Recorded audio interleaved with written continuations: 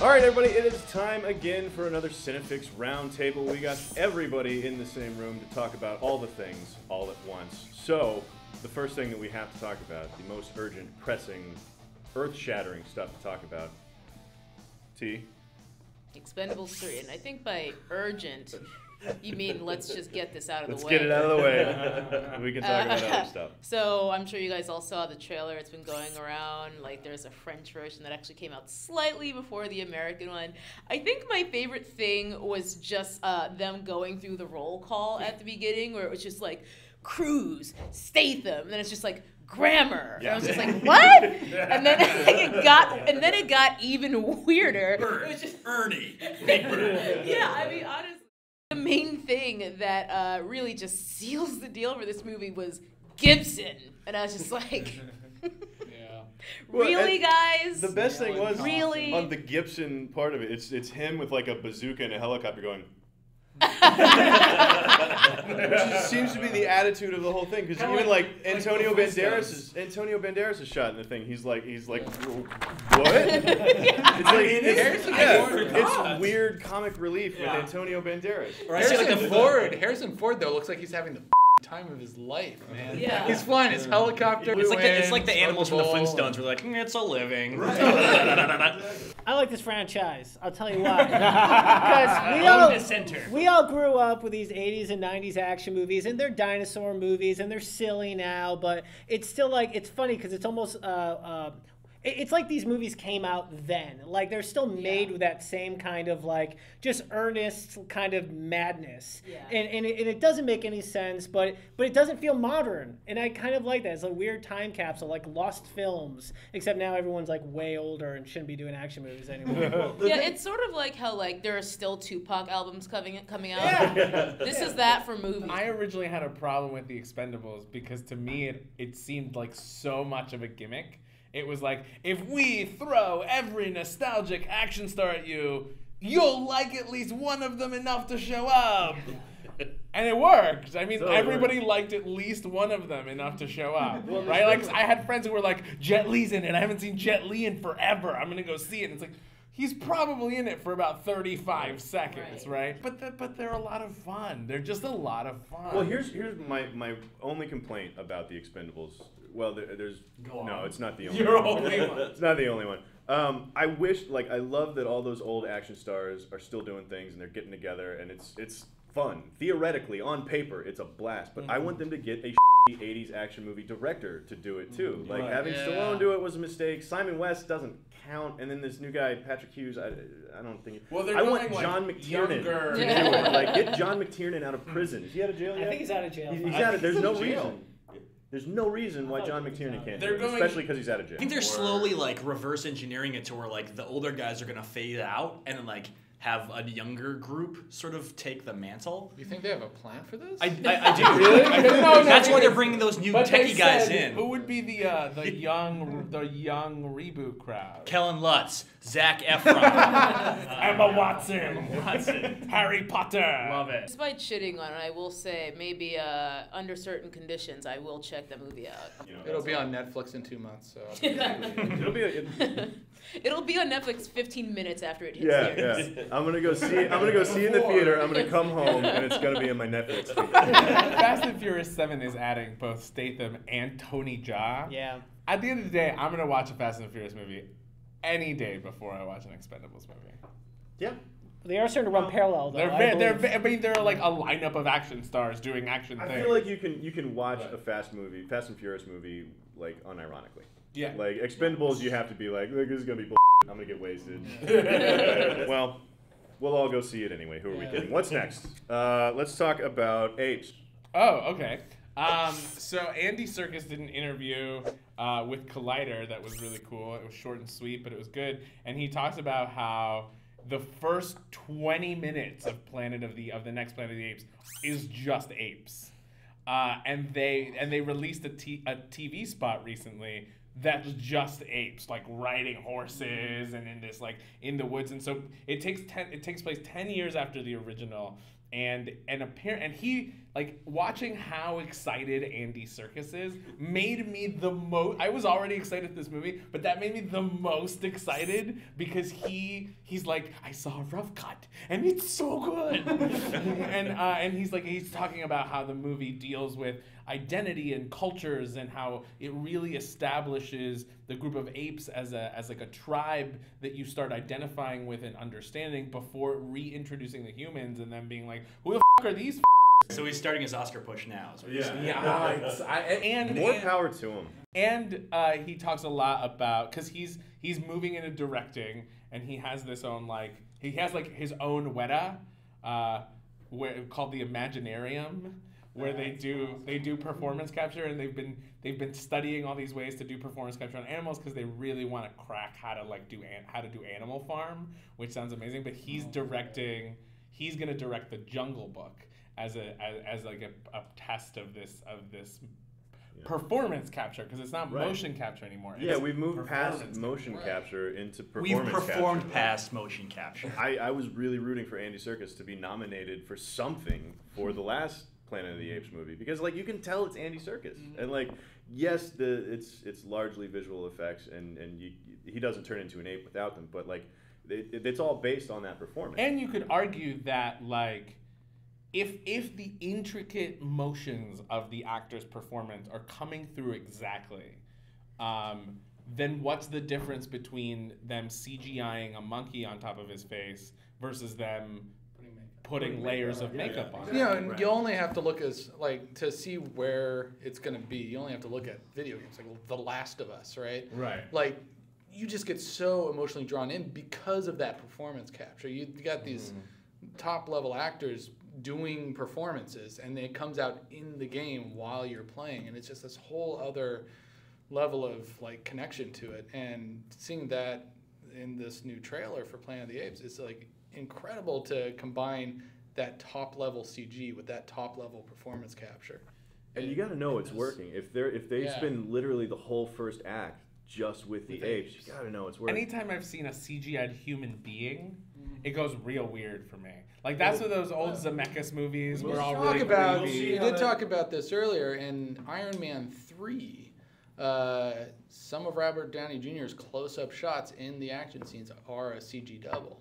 And they didn't lead on to it at all. Really? Yeah. If you look at the ones, I can't even tell. And doing it with humans and doing it with apes, they're real, and we know what real apes look like. We know what real people look like, so we have the frame of reference. Whereas, Benedict Cumberbatch performance capturing a dragon, you can get away with some, the standards are so much higher for this, and just to see how much they've gone all in on the whole first act is going to be nothing but apes.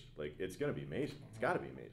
And I'm really excited about the Jungle Book. I think Andy Serkis directing is something I'm really excited about. I don't know what it'll be. Maybe he's a horrible director. Who knows? No. We'll find out. He did the river scene in Desolation of Smog, which was the coolest thing. It was the best. It was one of the best scenes. Best part, yeah. Speaking of fantastic creatures and where to find them, Harry Potter is not going to be in a movie, but the wizarding world in which he resides is going to be back on the screen. Thank you, Warner Brothers and J.K. That's a good sentence. That's a great sentence. J.K. Rowling was convinced by the president of Warner Brothers to write her first screenwriting venture, to write based on the book within Harry Potter, Fantastic Creatures and Where to Find Them, written by this guy Newt Scamander, 70 years or so before Harry Potter was ever born, before he was a twinkle in James Potter's eye. And it's gonna be a mega movie. Let's take one book and make it 3 films, Mark. That's what they're doing these days. Is that a mega franchise? A mega franchise I would think is the Avengers or Expendables, right? Jason Statham as a unicorn. Arnold Schwarzenegger as a ginger fly. How much more A-list do you want than Newt Scamander? He wrote a textbook, damn it. A fictional textbook. Is Voldemort going to show up in this thing? I've only seen 2 of them. No, he's too That's for almost 70 years. Apparently, it's partly Newt's adventures in research and finding all these magical creatures magical beasts. In New York. Yeah, he's in New York at one point. So is this going to be So is this gonna be like the Dresden Files? I don't know what that is. Like, okay. I know. Okay. Anybody? I know what it is. All right. I can talk Harry Yeah. Potter with you all day long, but Dresden Files. But in New York instead of Dresden. Right. Yeah. I think it That would would be cool. I actually have weird this little otter book. people from. My- You have the textbook. I have the Shadow textbook. over My sister got me a collection of Harry Potter textbooks for Christmas a couple years ago. Is it good? Because there's nothing more thrilling than reading a. Well, for the guy who has everything. I think what's at least interesting about this venture is that it's the first time I've seen a spin-off be completely unrelated to the original, right? Prometheus? No, but Prometheus is a prequel. Prometheus is supposed to fit narrative. This is living in the world, but according to what she said so far, none of the events of this trilogy are going to influence the other storyline. So it's like the Ridley Adventures. Scott universe. The young You got Aliens, you got Blade Runner, and then in a weird Alien. Did Blade Runner and Alien take place in the same universe? Alien and Blade Runner take place in the same universe. So Wayland Enterprises runs like So it's like the driving is- force behind all of the. Okay, so yeah, it is like that. Is Michael Fassbender in Prometheus a replicant? Yeah, You just blew my mind. he's like You just blew my mind. I think he's what is considered like a Nexus 4. He's not like a perfect like Nexus 6, but he is in that world. I don't think this is So- real. No. Is this real? No, this is Blade pon- Runner this is and Alien take pontification. place in the Yeah, exact same because the universe. corporation They is the talk same. about it. But Fassbender's character has nothing to do with the replicants from. He's not a Blade Runner. No, he's replicant. an android. It's totally different. Internet, answer us, Internet. Tell us the Tell truth. No, what this Tell is. me if I'm right or wrong. I completely tuned out. I've been thinking about pizza. This whole time. What were we talking about? We were talking about fantastical beasts and where to find them, right? Yeah. Okay. Well, we'll find them in theaters Yep. here in a couple years. Really sorry about that, everybody. But it is time to move on. Speaking of segues, Hey, so Ridley Scott is slated to do a Halo movie. This is not a theatrical feature. This is a digital feature, like the other Halo movie that nobody watched.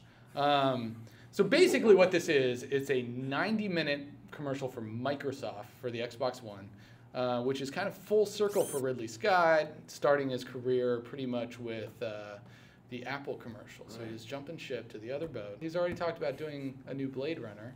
He'll be on fire. And so he's going to just keep killing over. franchise, starting his life over. He shot Alien. He shot Alien like 8 years before that commercial. Yeah, and shot Prometheus like a little while before he was shooting this thing. Right? It's a cycle of Ridley I'm not good on Scott's time, career. guys. So all that to say, we've got a 90-minute Halo movie coming Right. out. They did compare it to the Machinima. Forward on to Dawn. No, but thing. I think Forward on to Dawn, like, they differentiated enough in stating that, like, Forward on to Dawn was a digital series. Right.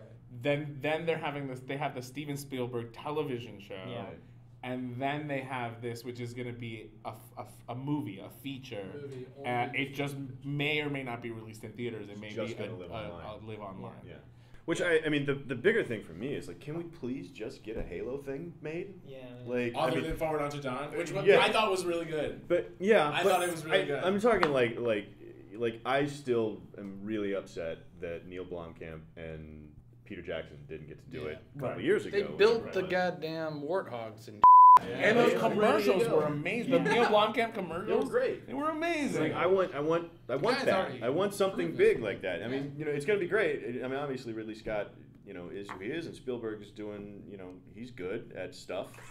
So like, producing hopefully- Transformers movies, right? Good at yeah. some things. theoretically, we're going to get some good Halo content somewhere if it's online. Well, and the Spielberg show is Blomkamp, as far as, Right, with the pilot, up till at now. least, yeah. The pilot, he's setting the tone of the show, which could be really cool. be Is he actually confirmed as a director, or are they just rumored? I as a think director? I he don't was, think and then he he's- wasn't, and then he was again. I think he is again. Let's start the rumor that he definitely is. Right? Yeah, he Yeah. definitely is. So do we get Ninja to play Master Chief? Insert One cricket, person insert gets cricket it. sound here. One person in that camera. Did you say get a ninja? D-Antword.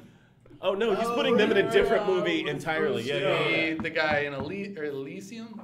Yeah. Yeah, but now he's in because he's too with, hardcore. Yeah, and he's in the comedy that he's doing with Hugh Jackman. Yeah. And Neil Blomkamp's doing a comedy with Hugh Jackman and the guy from D. Antwoord. It's called Chappie. Chappie. That's yeah. right. And it's about an android, I think.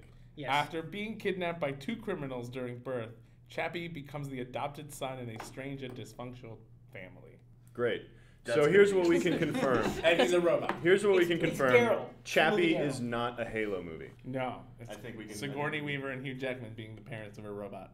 I'm in for that. I think actually what is the biggest question on this Halo movie is how do you What convince is Halo? Ridley Scott to do something short, not 4 hours long? I'm down for a 4-hour Halo movie. I don't even play Halo. That just seems like a no-brainer. I don't either, but like, why isn't that a movie? Like, There is a 4-hour Halo movie. there's It's a- called The Cutscenes from Halo. Halo. I don't play Halo, but I like Gamers. it. I like I've liked some of the narrative stuff. Yeah. I mean, I'm asking as ignorantly, like, why isn't it a movie? I don't know. There's an entire book about it. Yeah. Someone wrote a book about how the Halo movie didn't happen. Because it was Yeah. gonna Twice. be It like, didn't happen twice. It was going to be like Microsoft, Fox, and Universal were all going to get together and do it. It was going to be like a $600 million budget or something ridiculous like that, and it just fell apart. Microsoft Because- wanted too much control, basically. Like scripts were delivered by people in Master Chief costumes. Right.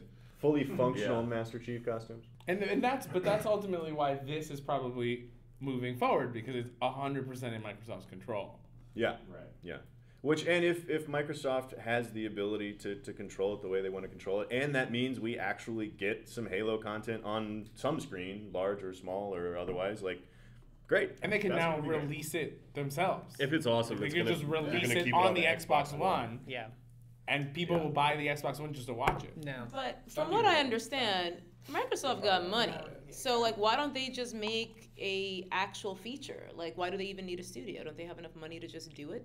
It's partially about the like theatrical distribution system. Well, I don't want to go because- down that road right yeah. now. Yeah. But listen. The key word is vertical integration. Yeah. Gotcha. So look, I think at best we got names like Ridley Scott and Spielberg and Neil Blomkamp potentially attached to doing Halo content. So the best we can hope for is good Halo content, which I think they owe us. Fingers crossed.